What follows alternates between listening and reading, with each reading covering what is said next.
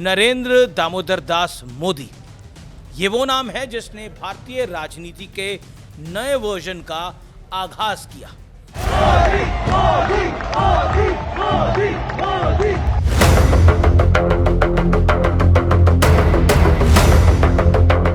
Politics मतलब देशहित, politics मतलब जनता देवो भवा, पॉलिटिक्स मतलब जवाबदेही, पॉलिटिक्स मतलब ईमानदारी, पॉलिटिक्स मतलब प्लान एंड डिलीवर। प्रधानमंत्री मोदी का जन्म 17 सितंबर 1950 को गुजरात के वडनगर में हुआ और तब से अब तक यानी 17 सितंबर 2025 तक 75 वर्षों का यह सफर अपने आप में एक ऐसी खुली किताब है जिसका एक एक पन्ना जन सेवा के लिए समर्पित नजर आता है। पॉलिसी मेकिंग से डिसीजन टेकिंग तक और प्लानिंग से लेकर एग्जीक्यूशन तक नरेंद्र मोदी ने सरकार चलाने का तरीका पूरी तरह बदल के रख दिया। अब लटकाने, भटकाने और अटकाने वाला दौर बीते दिनों की बात हो चुका है। 11 साल दिल्ली में पीएम के तौर पर और 13 साल गुजरात के मुख्यमंत्री के तौर पर नरेंद्र मोदी का सिद्धांत साफ है, मैक्सिमम गवर्नेंस मिनिमम गवर्नमेंट।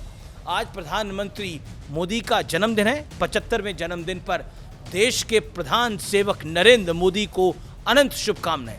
आज ये परफेक्ट मौका है प्रधानमंत्री मोदी के कर्तव्य पथ पर सफर करने का और ये समझने का कि कैसे नरेंद्र मोदी इंडियन पॉलिटिक्स में इनविंसिबल हो गए हैं। साथ ही ये भी जानेंगे कि कैसे हमारे पीएम मोदी द बॉस बने। ये मैं नहीं कह रहा, ये कई बड़े नेता कह चुके हैं।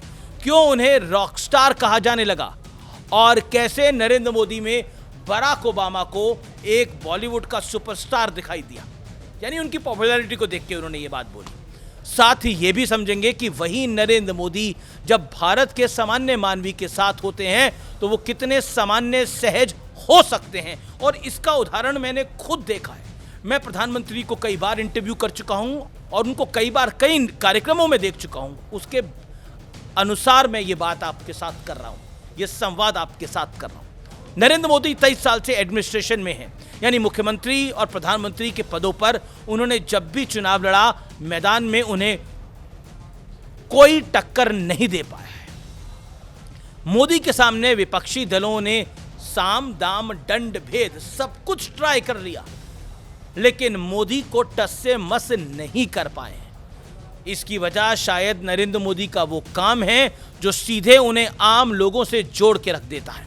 वो लोगों के जीवन पर असर डालते हैं। प्रधानमंत्री गरीब कल्याण अन्न योजना 81 करोड़ से अधिक लोगों को मुफ्त राशन, आयुष्मान भारत योजना 50 करोड़ गरीबों को 5 लाख रुपए तक का मुफ्त स्वास्थ्य बीमा, प्रधानमंत्री आवास योजना 4 करोड़ से अधिक घर बनाए गए, उज्ज्वला योजना 10 करोड़ से अधिक गरीब महिलाओं को मुफ्त एलपीजी कनेक्शन बांटे गए, प्रधानमंत्री जनधन योजना 50 करोड़ से ज्यादा बैंक खाते खोले गए।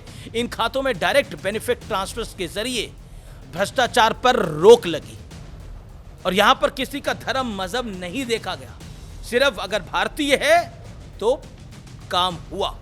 यह लिस्ट काफी लंबी है। प्रधानमंत्री मोदी के कुछ फैसले ऐसे भी हैं जिनके पूरा होने की कल्पना शायद ही किसी देशवासी ने, उनके विरोधी ने तो की नहीं होगी, लेकिन यह प्रधानमंत्री नरेंद्र मोदी का स्टाइल है। जो काम जितना मुश्किल उसका नंबर नरेंद्र मोदी की लिस्ट में सबसे ऊपर। 5 अगस्त 2019 जम्मू कश्मीर से अनुच्छेद 370 हमेशा हमेशा के लिए उसका सफाया कर दिया जाता है।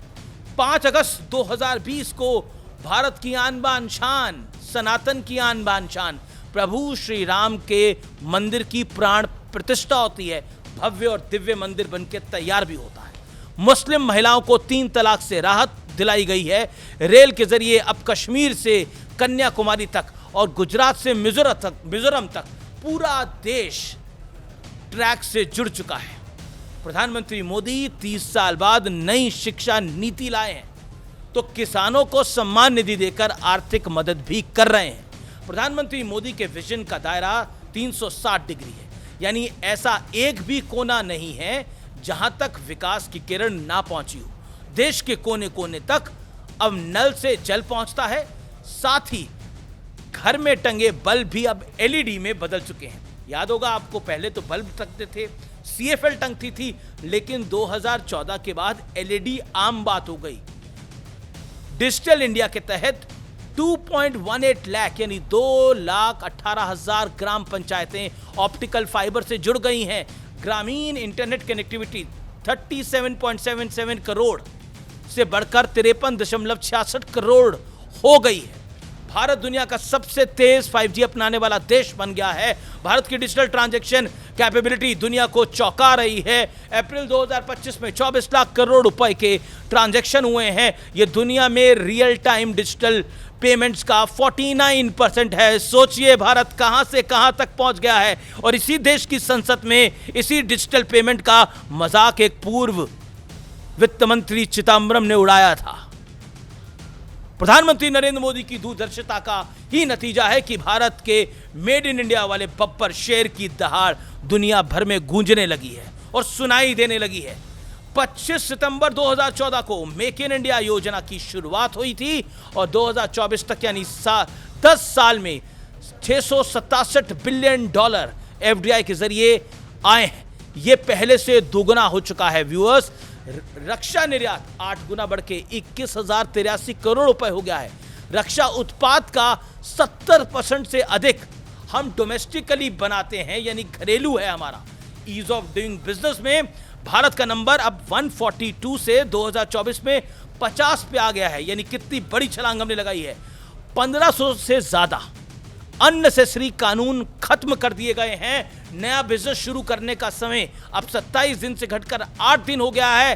क्या कोई सोच सकता है एक व्यक्ति जिसका बचपन घोर किल्लत में बीता हो, रेलवे स्टेशन पर उसने बचपन में अपने पिता के साथ चाय बेचकर घर चलाया हो, माँ दूसरों के लोगों के घरों में बर्तन साफ करने जाती हो और उन्हें जाना पड़ता हो, वे व्यक्ति एक दिन देश में सियासी क्रांति का सबसे बड़ा नेता बन के उभरेगा और इतने बड़े बड़े काम करेगा जो असंभव हो। सोचिए नरेंद्र मोदी की डिजिटल ताकत कितनी बड़ी है, नरेंद्र मोदी की सांस्कृतिक ताकत कितनी बड़ी है। मुझे आपको बताना नहीं है।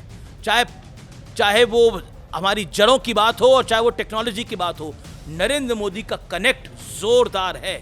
नरेंद्र मोदी जब जब चुनाव में उतरे तब तब एंटी इनकम्बेंसी यानी सत्ता विरोधी लहर ने दम तोड़ दिया।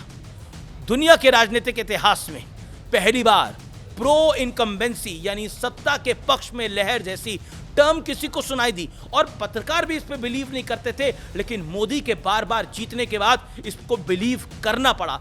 बीजेपी की सत्ता में वापसी कई राज्यों के अंदर इसको बिलीव करना पड़ा। इसलिए नरेंद्र मोदी को मॉडर्न इंडियन पॉलिटिक्स का आर्किटेक्ट कहा जाए शायद तो ये गलत नहीं होगा, क्योंकि प्रधानमंत्री आज में जीते हुए 2047 तक देखने की क्षमता रखते हैं, दक्षता रखते हैं। प्रधानमंत्री मोदी ने 2047 तक भारत को विकसित राष्ट्र बनाने का लक्ष्य रखा है और इस दिशा में उन्होंने कई महत्वपूर्ण कदम उठाए भी हैं। भारत अब दुनिया की फैक्ट्री बन रहा है, यानी अब इंपोर्टर देश से एक्सपोर्टर देश बन रहा है। जल्द ही चीन और ताइवान के साथ साथ भारत भी सेमीकंडक्टर इंडस्ट्री का बड़ा नाम होगा।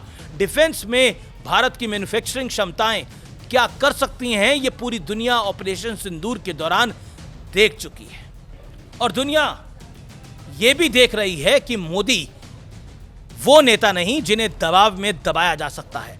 भारत का स्टैंड सुपर क्लियर है। भारत की सरकार सबसे पहले भारत के लोगों का फायदा देखेगी, उनका हित देखेगी, इसके बाद दुनिया की बात सुनी जाएगी।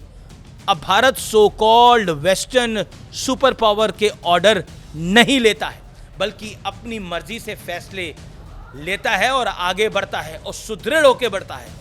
रूस से सस्ता तेल खरीदने से अमेरिका नाराज होता है तो ये उसकी प्रॉब्लम है, ये नया भारत है, ये भारत की नहीं है। यही वजह है कि नरेंद्र मोदी को फ्रांस के राष्ट्रपति, मैं नहीं कह रहा, फ्रांस के राष्ट्रपति अ टफ नेगोशिएटर कहते हैं। तो ऑस्ट्रेलियन पीएम ने उन्हें द बॉस बताया। एक दौर ऐसा था जब डोनाल्ड ट्रंप प्रधानमंत्री मोदी को फादर ऑफ इंडिया और रॉक स्टार एल्विस प्रेस्ली के कहकर संबोधित किया करते थे। अमेरिका के एक और राष्ट्रपति बराक ओबामा ने 2015 में नरेंद्र मोदी को बॉलीवुड स्टार कह चुके हैं, क्योंकि उनकी पॉपुलैरिटी को देखकर, क्योंकि उनको इतने पॉपुलर थे। जब बराक ओबामा को ये लगा तो उन्होंने बोला कि ये तो किसी बॉलीवुड स्टार से कम नहीं है। नेताओं की इतनी क्रेज और पॉपुलैरिटी हमने कब देखी थी? कम देखी है। लेकिन 2014 के बाद ये ट्रेंड बदला है। प्रधानमंत्री मोदी के लिए कही और सुनी जाने वाली ये सारी बातें किस्से कहानियों जैसी लगती हैं, लेकिन आज हम उन्हें ये सब कुछ करते हुए देख रहे हैं, उसका इंपैक्ट, असर देख रहे हैं, उनके फैसलों को एनालाइज कर रहे हैं। और जब हमें लगता है उनके डिसीजन सही नहीं है तो हम क्रिटिसाइज भी करते हैं। उनके डिसीजन से सहमत असहमत होने का सभी को बराबर का अधिकार है, लेकिन एक बात से कोई इंकार नहीं कर सकता, उनके विरोधी भी नहीं करते और वो इसको मानते हैं, नरेंद्र मोदी ने वाकई पॉलिटिक्स की परिभाषा को बदल दिया है। या फिर यूं कहें कि उन्होंने पॉलिटिक्स की परिभाषा को सही मायने में लागू कर दिया है। मोदी की वजह से अब नेतागिरी पब्लिक से दूर होकर नहीं की जा सकती, यानी मोदी की वजह से अब नेतागिरी वेकेशन मनाकर नहीं की जा सकती, यानी वेकेशन मोड में नो नेतागिरी, वर्क मोड से ही नेतागिरी होगी। मोदी की वजह से अब नेतागिरी हवाई बातों और झूठे वादों पर नहीं हो सकती। मोदी की वजह से अब नेतागिरी असंभव को संभव बनाने के लिए परिश्रम की प्रकाष्ठा से ही की जा सकती है। 75 वर्ष की आयु में भी नरेंद्र मोदी की रफ्तार युवाओं को कठिन चुनौती देने के लिए काफी है। हमारी कामना है ये रफ्तार यूं ही बरकरार रहे और विकास का इंजन को ऐसे ही ऊर्जा वो देती रहे। न्यूज़ 18 की तरफ से देश के यशस्वी प्रधानमंत्री नरेंद्र मोदी को जन्मदिन की ढेरों ढेरों शुभकामनाएं।